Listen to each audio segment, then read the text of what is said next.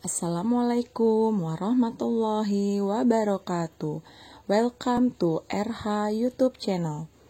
Pada video pembelajaran kali ini, kita akan membahas materi PKWU kelas 12, yaitu mengenai wirausaha produk kerajinan untuk pasar global. Suatu usaha tidak dapat selamanya tergantung pada satu jenis produk atau satu pasar. Nah, Hukum ekonomi dasar menjelaskan hubungan antara ketersediaan barang di pasar dan permintaan pembeli.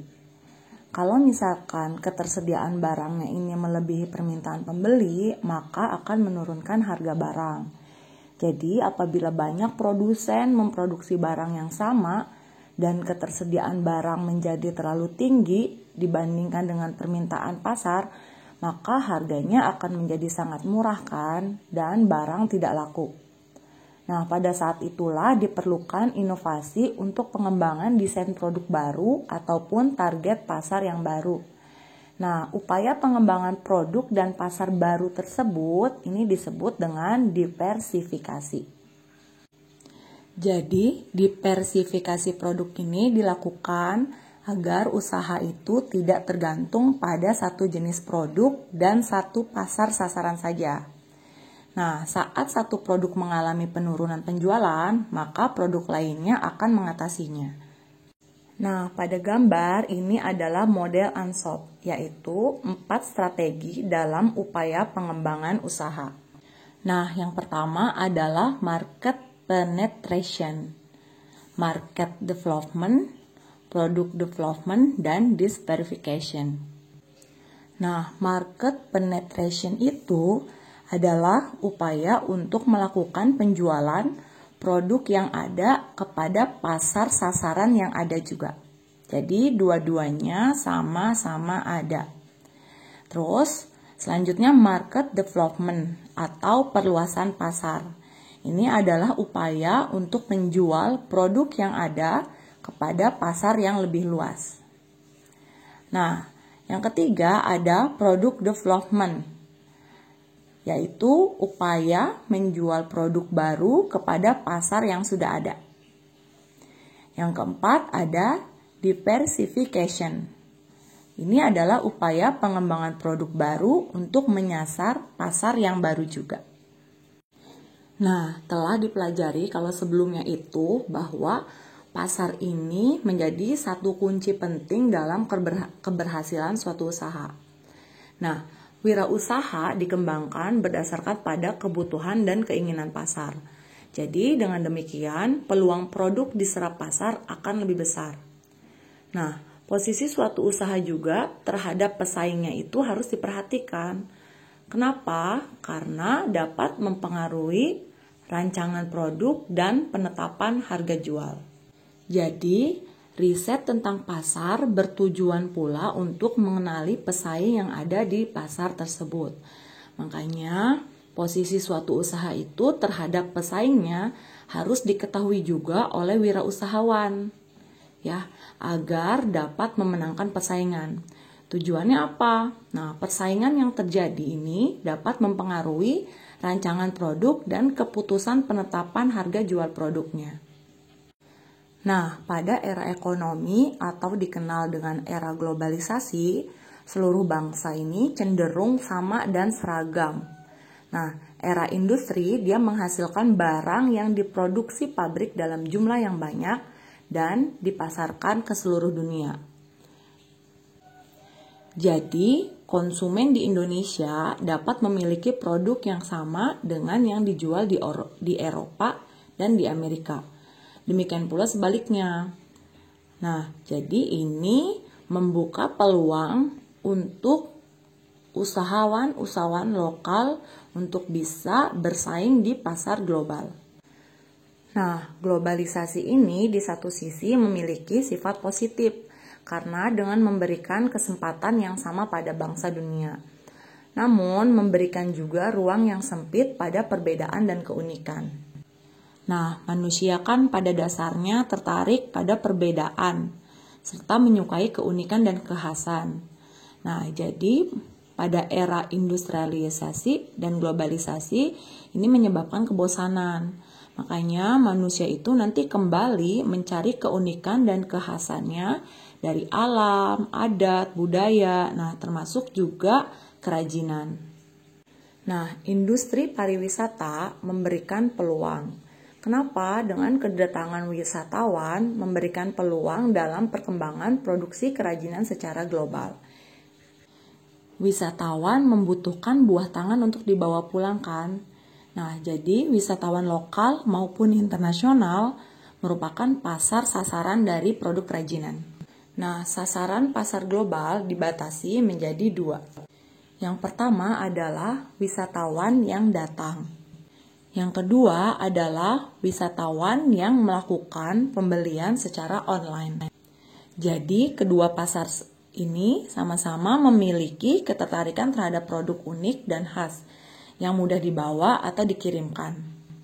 Nah, pengembangan produk untuk pasar global itu harus memperhatikan aturan yang berlaku di negara tujuan. Karena biasanya setiap negara itu memiliki aturan yang berbeda-beda. Misalnya untuk beberapa negara maju ada produk yang bahan baku kerajinannya itu harus dari kayu yang tidak berasal dari penebangan liar. Kemudian para pekerjanya juga biasanya tidak melibatkan pekerja anak ya. Jadi biasanya setiap negara itu memiliki aturan yang berbeda. Tapi aturan ini biasanya juga untuk standar pengiriman besar atau ekspor yang besar. Tapi kalau misalkan pengirimannya masih dalam jumlah kecil, biasanya hal ini belum dilihat atau tidak terlalu diperhatikan ya.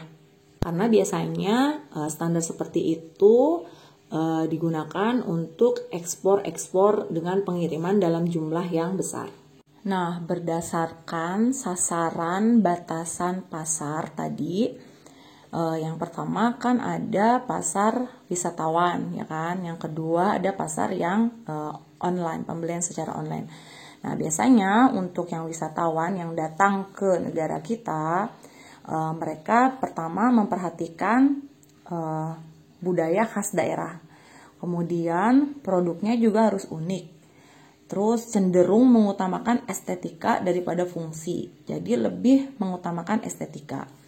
Dan ukurannya kecil, tidak mudah rusak supaya mudah dibawa. Kemudian harganya juga tidak terlalu mahal agar dapat membeli lebih banyak produk lainnya. Nah, pasar sasaran yang kedua adalah pembelian secara online kan, atau produk untuk non-wisatawan. Jadi ini pembeli secara online. Biasanya mereka itu memperhatikan pertama barangnya juga harus unik. Kedua, mereka mengutamakan fungsi daripada estetika. Dan ukurannya juga harus standar pengiriman paket karena ini akan berpengaruh terhadap biaya ongkir. Terus barangnya juga harus kokoh. Kenapa? Agar tidak rusak saat pengiriman. Dan harganya juga dapat disesuaikan dengan kualitas produk. Nah, terus bagaimana perencanaan usaha kerajinan untuk pasar global? Jadi perencanaan usaha ini dibagi menjadi 3 tahap. Tahap 1, tahap 2, dan tahap 3. Nah, untuk tahap 1 ini adalah tahap persiapan. Jadi, persiapan organisasi dan perencanaan produksi.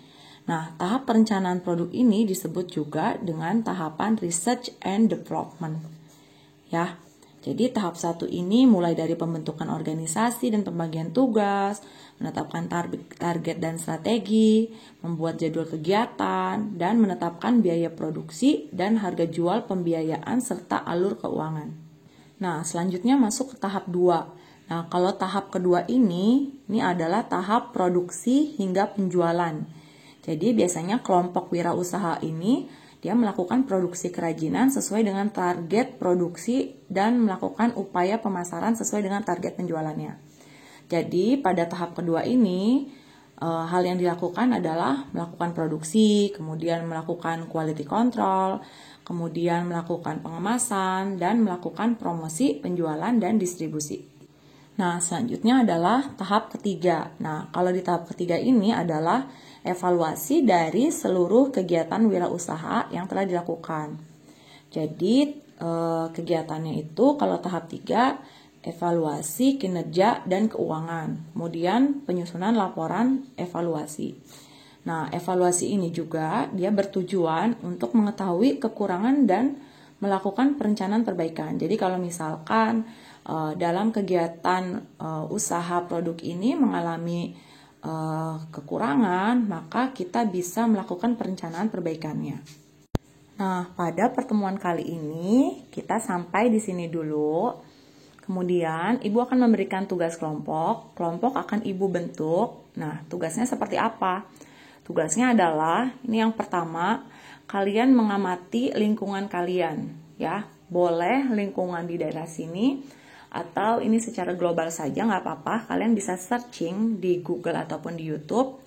Kalian cari adakah produk kerajinan yang berpotensi dikembangkan menjadi produk kerajinan yang khas daerah dan diminati oleh pasar global. Jadi kalian cari kerajinan yang kira-kira khas daerah, kemudian diminati oleh pasar global. Nah, nanti diskusikan nih dalam kelompok ya tentang potensi kerajinan daerah tersebut. Terus cari ide pengembangannya. Nah, ditulis dalam kolom tabel di bawah ini. Jadi nanti kalian tulis di buku kalian ya, di catatan lembar. Jadi kalian tulis di catatan selembar gitu. Nah, nanti per kelompok dikumpulkan, nanti kita bahas di akhir pembelajaran. Nah, kita akhiri pembelajaran kita hari ini. Terima kasih. Kemudian bantu subscribe, like, share, dan komen supaya Ibu lebih semangat lagi buat video pembelajaran. Wabillahi taufiq wal hidayah. Wassalamualaikum warahmatullahi wabarakatuh.